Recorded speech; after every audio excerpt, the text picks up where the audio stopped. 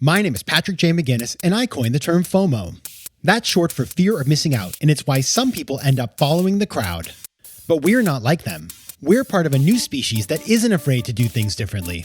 I call us FOMO Sapiens. And this is the show where you'll meet people like us, phenomenal FOMO Sapiens, to learn how they find the courage and the ideas to live exceptional lives. FOMO. FOMO. Welcome to the Season 7 finale of FOMO Sapiens, the show for people who don't just follow the crowd, but instead take their own path to success in business and in life. I'm your host, Patrick J. McGinnis, venture capitalist by day, author and podcaster by night, and FOMO Sapiens 24/7. We made it, the season finale, our entrepreneurship season. I cannot believe it. It felt like it was just yesterday that we started out with Josh Peck, and here we are, ending up with a topic that I like a lot because not everybody is going to work at a startup, right? Some of us work at big companies. Some of us have leadership roles. Maybe we're the CEO, but that doesn't mean that you sort of hang up the entrepreneurial thinking in the closet and never go and try it on, because you need that stuff to build something amazing. And so I hate the term entrepreneur. It just sounds like some kind of corporate stuff. I was going to say a naughty word there, but I won't. But I can't think of a better word. Maybe you have one. If you do, shoot it to me. Find me on Let's Connect at patrickvenus.com. But in the absence of that, what I do have is a guest who knows how to think this way.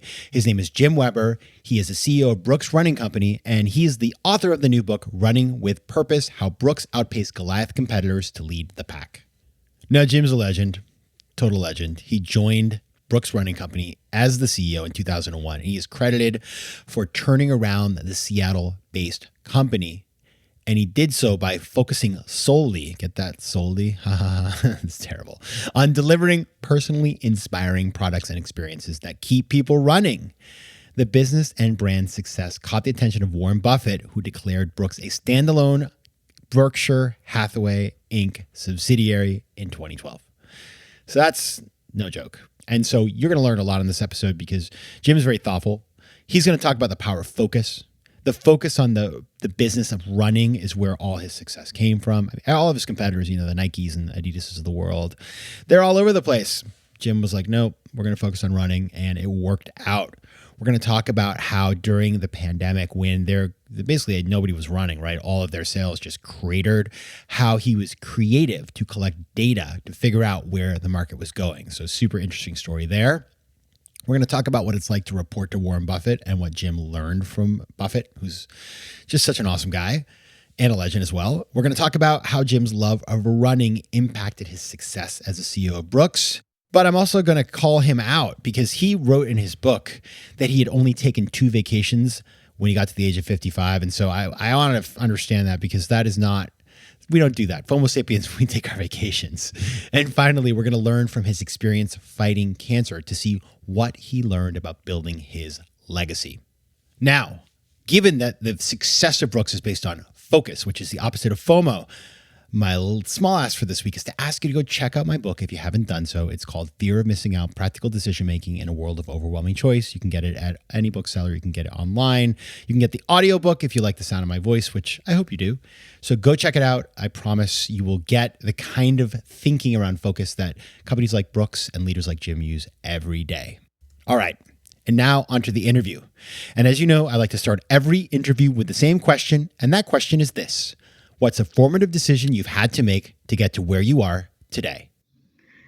Patrick, that is a big question, but I believe, and I've just come to know this over my decades of experience now, that we're all creatures of our experience. And I had some experiences early in my career at Pillsbury and working in various different businesses, private equity.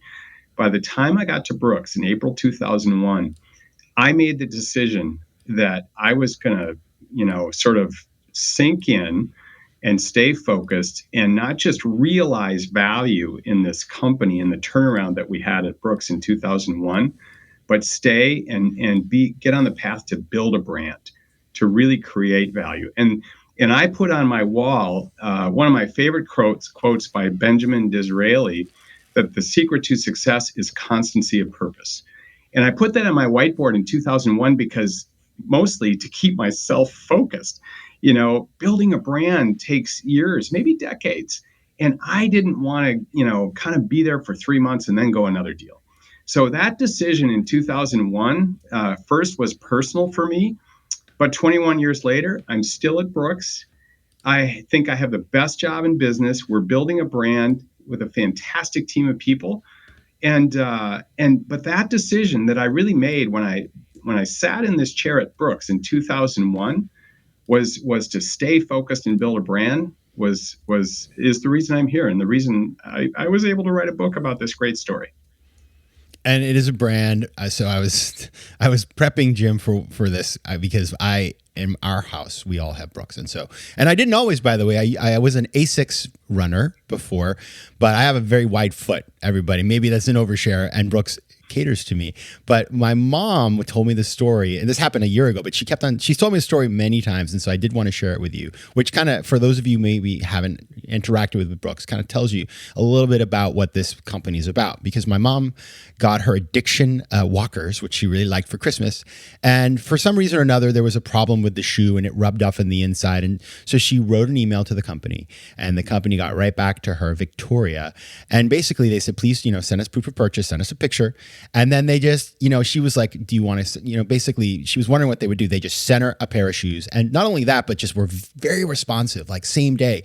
And so, when does that happen anymore? Like you could fall out of an Uber, get pushed out by the driver, and they won't even text you back. So that kind of stuff is why people love these products. And so, it just tells you, like, I don't know, Jim, do you hear those stories every day? Like what do you hear? What do you think when I tell you that story? Patrick, I don't hear those stories every day, but we love when we hear those stories, because here's, what makes us tick is we're building gear for runners based on their needs. And runners are super discerning. At mile 20, if that shoe's working for you. And so that proves it out at mile 3. And so we are so focused on building fantastic performance products for individual people's needs. And we're all different. Plus, people have a relationship with their feet, whether it's pain or comfort. And so our entire product line is built around the biomechanics of human motion. And we wouldn't exist if everybody was the same and, people didn't, experience discomfort or injury or what have you. So we love to hear these stories. And, we're excited at Brooks. We just turned the $1 billion revenue milestone last year as a brand. But I have to say, Patrick, I love these stories because we really feel like we've built this brand a pair of feet at a time. It's that trust that people have in our products that, I think the battle in our industry isn't to sell a shoe. It's to get the second pair that someone might buy because they had such a good experience with the first. So thank you. I love that story from your mom. Thank you, Sonia McGinnis. All right. So you just kind of teed me up perfectly because you talked about running. And, what I'm looking at you right now in a video, and it says run happy behind you. And one thing that I think is really interesting, because companies can try to be all things to all people and have the FOMO. And we see this all the time. It's like they're in every business. Now, when you kind of came into this business, like the focus wasn't there in the same way as it is now. You really have chosen a lane. And I imagine, that focus helps, but at the same time, a lot of people are like, well, why don't you make, casual stuff and all this other, sort of like be Adidas or be Nike and all these other folks that you compete with. So tell us first, I just want to start there with the focus. Like, how did you figure that out? Yeah. And how do you stay true to that? Great question, Patrick. And I started off pretty humble because, my career just didn't end up at a big platform dominant company. The one that absolutely dominates its industry. Maybe it has network effects and all of these other elements. And we see that so much in the technology side here in Seattle. In our backyard is Amazon and Microsoft. My career didn't take me down that path. So guess what? If you're not the number one brand, you better have a niche. You better have a reason for being and a focus. And in today's world, and with everything that's happening in our connected world, network effects are real. And so if you don't own the pipes, all the distribution channels and a closed ecosystem and be able to make a business off of that. And there's some great businesses that do that. You're a content company. So we are at Brooks. I see us as a content company for runners. And so we have to be the best at that. we have to get the runner's confidence and choice and get the purchase by the runner at every turn, and then hopefully create loyalty, and we get a flywheel off that if we take care of the customer. But I think we're in one of the biggest categories in all of sporting goods. My biggest competitor is almost 50 billion in revenue, and they're global and across all these different categories. So this focus is so exciting for Brooks because it was a path to survive early on, but now we're building a brand right in the sport and lifestyle of running exclusively and uniquely, and trying to earn trust and authenticity from our customer. And I love that game. That's really fun. And we compete against all the best companies in sporting goods and outdoor, all the best brands. Everybody that can make a shoe is almost making a running shoe. But because of our focus, Patrick, we're competing well. And as far as we can see, running is over a $20 billion category globally. There's lots of room to grow. So I'm a huge fan, if you're not the big platform competitor, to create a niche and an obsession on a customer focus. And we picked maybe the best category in all of sporting goods and outdoor because running is so big. FOMO. You did something really interesting that I read about as I was researching you. It had to do with the pandemic. When the pandemic hit, nobody was running. In fact, I was the only one. I was the guy running in New York. I would run 10-mile runs because it was the only way that I could not freak out all the time. So I had my Brooks shoes on, and I remember coming through Times Square, and there was middle of the day, and I was in the middle of the road running, and people thought I was crazy, right? And for you, I know, like, it's like probably, I read that your sales cratered, and that you actually went out and got a lot of data to try to figure out, like, where is the world going. So tell us about how you did that, because to me, what's so cool about that is you guys acted like a startup. I mean, you didn't just sit in a boardroom and pontificate, like, you got into the field. So tell us about that. Absolutely. So, I think the advantage we have with this focus is we've got clarity on who our customer is. And here's the key, because most of our customers are runners and walkers, activity and participation drives sales. And when all of us lived through March 2020, when the pandemic literally shut everything down, including in Europe, every retail store in Europe where we have a good business, from Italy to Scandinavia, closed on a week. And same in the US, it rolled through. So with that, we had a couple $100 million of inventory on the water coming in. Apparel and footwear is very inventory driven. So crisis, just like so many people had and so many businesses had. But what we knew, and we saw it in the Great Recession of 2008, 2009, that there was a good chance that people would take up running and walking and getting outside just to relieve stress and get fresh air. And it looked like it could be COVID friendly. We didn't know. So, what we did, Patrick, is all of our signals in our radar went dark. Nobody was in stores. We just couldn't see anything. So we started to create a new radar. And one thing we did, we have a field marketing force we called Gurus. They set up at parks at the same time every day during those early weeks of the shutdown, and they counted runners on the same route. And guess what? We were seeing growth. And then, of course, the Stravas of the world were just seeing more exercise events registered and runs and workouts and the like. And then we saw it happen on digital sales. And we have a good radar on retail sales, both in store and in digital. And by week 3 or 4, digital sales started to take off. So I think what happened with that, Patrick, is we act, right? When we see it, we're runner driven, right? So when we saw that, we turned back on our supply chain, all of it. And we just put the pedal back down to the metal, as they say. And I think we did that with this clarity on the customer, maybe 4 to 8 weeks before anyone else did. And it gave us a big advantage. We were up 27% in the year 2020 versus 19. And we feel so fortunate because running made the cut.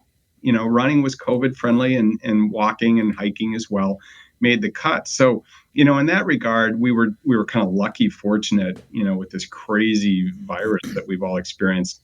But I think those signals allowed us, we never cut our marketing spend or our digital advertising. We didn't lay off one person. We held until we could see demand, and then we jumped in. And I think that's how we've operated the business all the way along. And I think the key is that clarity, conviction, fortitude, and courage, because there's never clarity there's signals, but there's not facts, right? So we're proud of that. I'm proud of my team that I work with here because we stayed focused all the way through it, and we're still dealing with it today, right? COVID is still impacting our supply chain and our main. We're all dealing with these disruptions today, but I think our focus on the customer has allowed us to play through it. Yeah, this is like, it reminds me of like one of my favorite sayings, like hope is not a strategy, right? You need to have a strategy and you need data to back it up. So that's exactly what you did. So Jim, you have written this new book, which I thoroughly enjoyed, Running with Purpose, How Brooks Outpaced Goliath Competitors to Lead the Pack with a Forward by Warren Buffett, which is insane.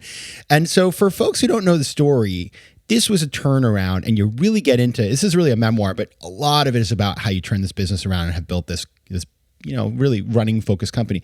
Tell us, when you inherited Brooks, like what was the scene, and then how did you respond? Yeah, it's, Brooks is the fourth business I've run, and for whatever reason, I ended up coming into turnarounds in every case. And so Brooks had been purchased by a private equity company 2 years previously, so they had a lot of debt, a lot of borrowed money on their balance sheet.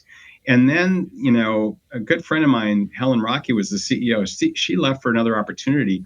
And there were two more successive CEOs before I took the job in April. And I was on the board. And so we were in such financial stress. The company was losing money. It had just started to stumble and made some mistakes on expansion and a really sales-driven strategy. And so the banks were calling the loan, Patrick. I mean, I was on the board. We were having weekly calls with the board, and the bank was threatening not to fund through several successive payrolls, so we would miss a payroll. And the banks wanted more money to put in. So it was absolutely a financial crisis.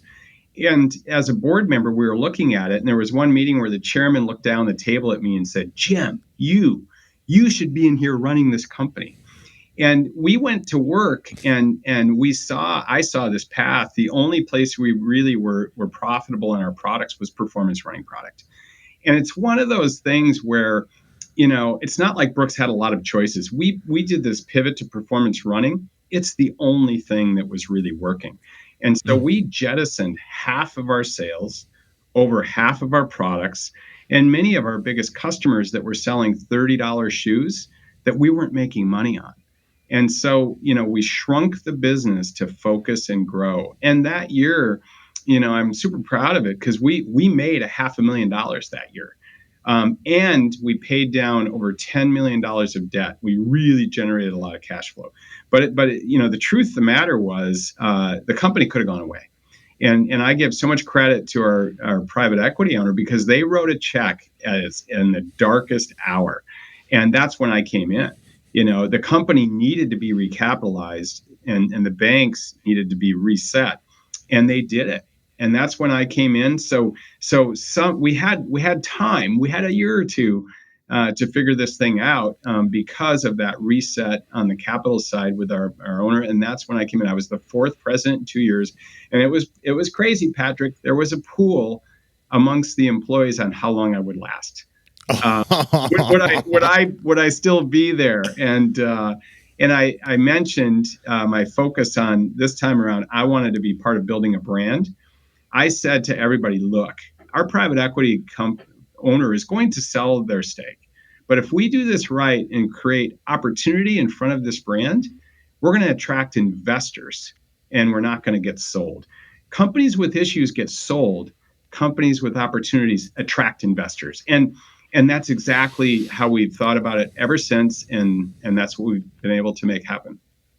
Your story about the pool reminds me. I was on a board of a company, and I went to one of our facilities that had some problems overseas in the Philippines, and it was Halloween, and they made these like a fake graveyard with like these fake graves, and the names on the graves were the 5 different people who had run the thing in the last 2 years.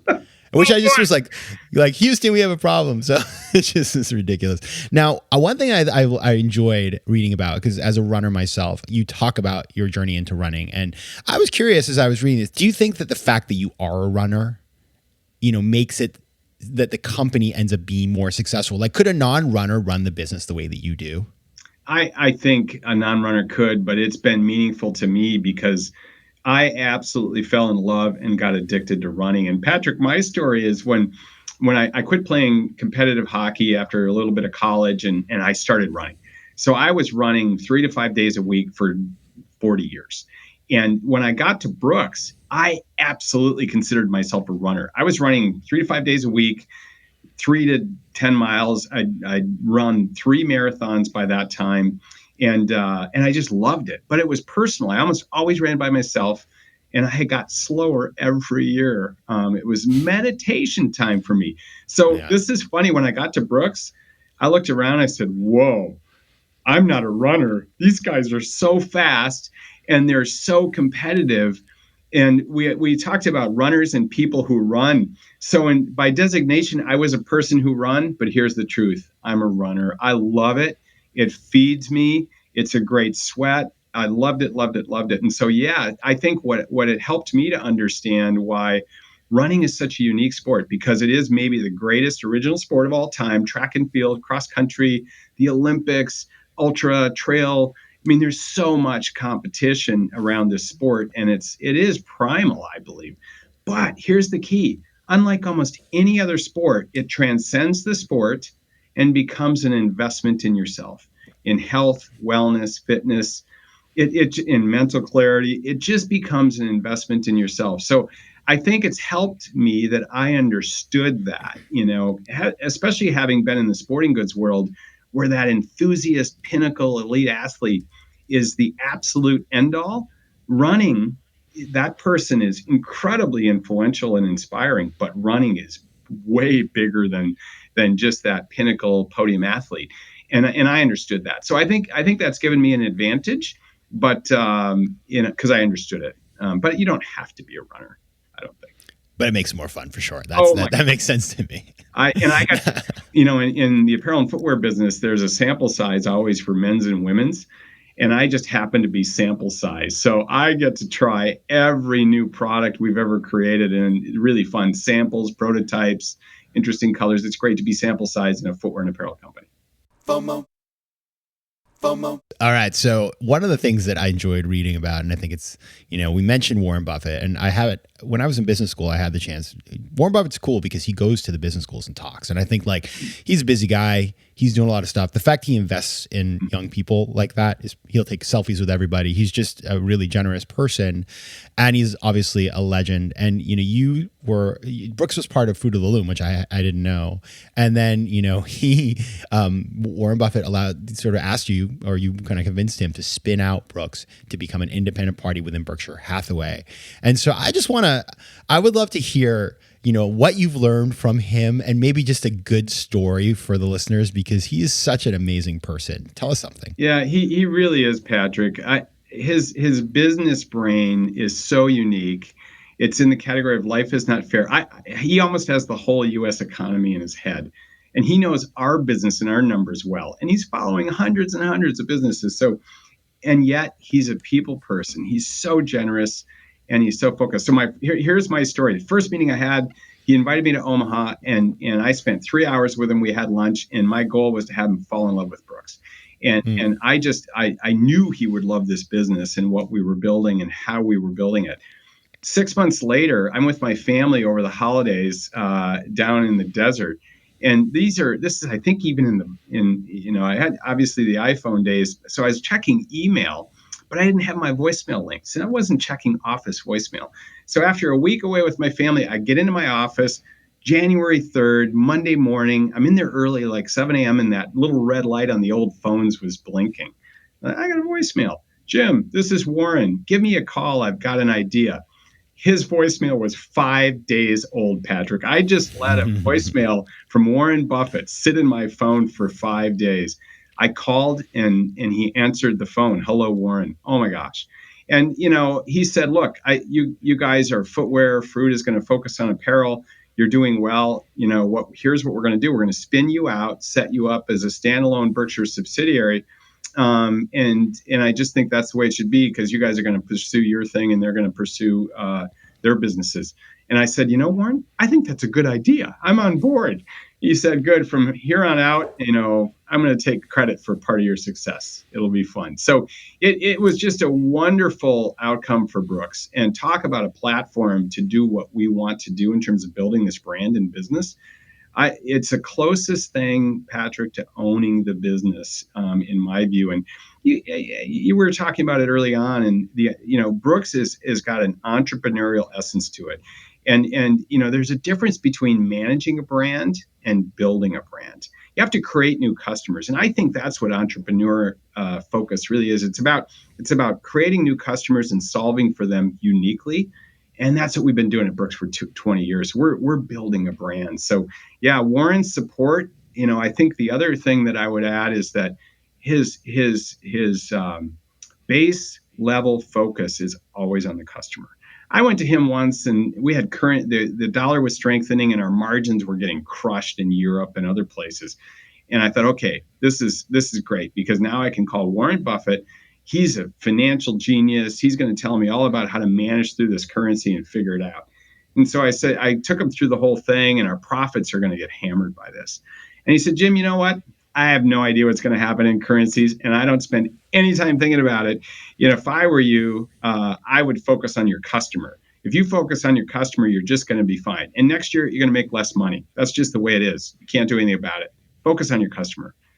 Priceless, right, Patrick? I mean, just priceless. The support we've had from everyone at Berkshire, Warren Buffett, Greg Abel, and Charlie Munger. I had a Zoom meeting with Charlie a couple months ago. He's 97 and he's sharp, So it's a very unique company at Berkshire, but at Brooks, we think it's the best platform we could ever have to build our brand. It's amazing to me. And the fact that, the vision that he had in that case, to put you out on your own, and what's happened since it's a great story. Now, there is one thing I read that I did not like in your book, and I'm going to tell you that you confessed that at the age of 55, you had only taken 2 work vacations in your life. What's up with that? Man. One of the reasons I wrote this book, and I started it 6-7 years ago on my first 4-week mini sabbatical. Only twice in my life had I taken 2 weeks or more. And I say I'm not proud of that. And, so I took that mini sabbatical, and I decided I was going to write 4 hours every morning. And really, I wanted to unpack my hard wiring and why I am who I am. And I was incredibly hardwired to be a successful business person. And so obviously life is about relationships and enjoying the journey along the way with your friends and your family, and just soaking in everyday moments and people. That's what life is all about. So, but I didn't know that, I would say, at age 35 or 40. I didn't know it, Patrick. So I've become, I think, a healthier person in the last 2 decades of my life. I'm a better CEO. I'm a much better leader. I think I'm much more balanced. But I was so hardwired coming out of, my youth that that's what I began to unpack. So that 4-week vacation actually had a huge ROI for me. Now I'm definitely trying to create more balance in my life. But here's the truth. I love working in this role. I love it. I love the people. I love the business. I love the creativity of creating products and connecting it with customers and have them tell their friends about it or their family. I love what I'm doing. So, I'm balancing it though, because life, is to be enjoyed, and, it's about impact, but it's also about moments and relationships along the way. You just teed me up again for my final question, which is this. You've built a lot of things over time, and you've had the experience of building a business. You've also been fought cancer, and so you've had that experience, which is it's life as a teacher. And as you think about legacy, what do you view as the legacy that you want to impart to the world? Interesting. I think that right now, I want to be doing good work with people that I respect, and for the most part enjoy being around. There's always issues and problems. It's part of life. But I really want to do good work and have an impact. And for my family, for my kids, for my wife, for my team here at Brooks, for all the other friends and people in the ecosystem of my life. I just want to maximize that opportunity. And I think having impact and making a difference is super important to me. One of the scary things is I don't have a plan B to retire at this point. And I know, as my work evolves, I'm always going to need to do something that's meaningful in connection with other people, Patrick. So, that's what I've learned. And when I got cancer, I think when times get tough, you learn a lot about yourself, right? You learn a lot about your values and your fears and what makes you tick. And what that cancer situation really taught me is every day I was doing what I really wanted to be doing, what I would choose to be doing. I wasn't delaying anything that I really wanted to be doing. And so it was helpful in that sense because it just brought clarity to, each day what I want to do, what I want to be, and who I want to be around. And so I feel very fortunate in that regard. But I think that's a good process for anyone, and if you can move towards, things that give you energy, people that give you energy, a job that allows you to make an impact and a bit of difference depending on how you're wired. How good is that? So I feel very fortunate. I really do. The book is Running with Purpose, How Brooks Outpaced Goliath Competitors to Lead the Pack. And you can find out more about Jim at his website, jimweber.org. Jim Weber, thanks for being here. Thanks for having me, Patrick. FOMO. If you like today's show, please be sure to rate it and recommend it to your friends. And as always, you can find me on Instagram at Patrick J. McGinnis, on Twitter at PJ McGinnis, and on the web at FOMOSapiens.com or PatrickMcGinnis.com, where you can get all kinds of free resources to live a more decisive and entrepreneurial life. FOMO Sapiens is recorded in New York City. Theme music is by Mike McGinnis, and editing and post-production is by Josh Elstro. If you like today's show, please be sure to rate it and recommend it to your friends. And as always, you can find me at FOMOSapiens.com and at PatrickMcGinnis.com. To advertise on FOMO Sapiens, reach out to contact@FOMOSapiens.com. FOMO.